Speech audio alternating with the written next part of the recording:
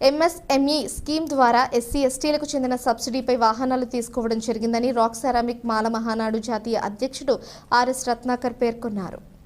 సోమవారం కాకినాడ జిల్లా కలెక్టర్ కార్యాలయం వద్ద ఎస్సీ ఎస్టీ బాధితుల ఆధ్వర్యంలో ధర్నా కార్యక్రమం చేపట్టారు.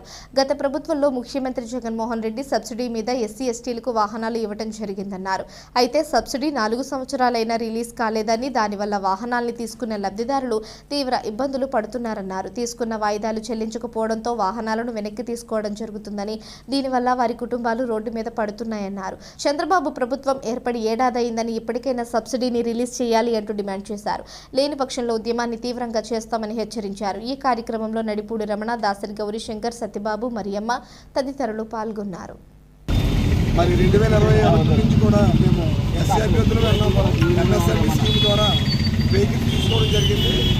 మా జీవితం మీరిచ్చే సబ్సిడీ వల్ల కొంచెం బెటర్ అవుతుందని మేము ఈ లోన్ తీసుకోవడం జరిగింది. కానీ ఇందులో మాకున్నది తాకట్టు పెట్టి లోన్ తీసుకున్న తర్వాత ముందు జీవితం కన్నా ఆ వెహికల్ తీసుకున్న తర్వాత మా జీవితం దుర్భరమైన జీవితం అయిపోయింది. మాకు ఎవరు అప్పు ఇవ్వట్లేదు, వాహనాలు కాపాడుకోవడానికి మీరు సబ్సిడీ ఇవ్వట్లేదు. ఈ సబ్సిడీ కానీ రిలీజ్ చేయకపోతే మా కుటుంబాలతో మేము అందరం చనిపోవాలి తప్ప మాకు వేరే మార్గం లేదండి. అందుకని మీరు గమనించి మా మీద దయించి మాకు ఇవ్వాల్సిన సబ్సిడీని మీరు ఇచ్చి మా జీవితాన్ని ఒక నూతనమైన జీవితాలుగా తీర్చిదిద్దుతారని ప్రభుత్వం వారిని సామాన్యంగా కోరుకుంటున్నాం. తెలుగు రాష్ట్రాల్లో ఉన్నటువంటి దళిత సోదరులారా, మీకు అందరికీ ఒక విన్నపం. మన ఎస్సీ సోదరులందరూ కూడా ఎంఎస్ఎంఈ దళితులకి ఇచ్చేటటువంటి సబ్సిడీ స్కీమ్లో వెహికల్ తీసుకుని 4 సంవత్సరాలైంది. దళితుల హోల్సేల్ మేనమామ జగన్మోహన్ రెడ్డి ప్రభుత్వంలో తీసుకున్నారు. మిత్రులారా, ఇంతవరకు కూడా సబ్సిడీ ఏమైందో ఎవరికి తెలియదు.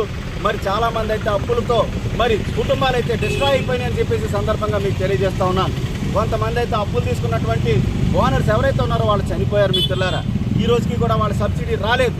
ఉన్నదలా తాకట్టు పెట్టుకుని అప్పులు చేసి కొంచెం బెటర్గా బతుకుదామని చెప్పేసి వాహనాలు తీసుకుంటే మన దళితుల మేనమామ హోల్సేల్ మేనమామ జగన్మోహన్ రెడ్డి చేసినటువంటి పరిస్థితి చూడండి మిత్రులారా. 4 సంవత్సరాలైంది.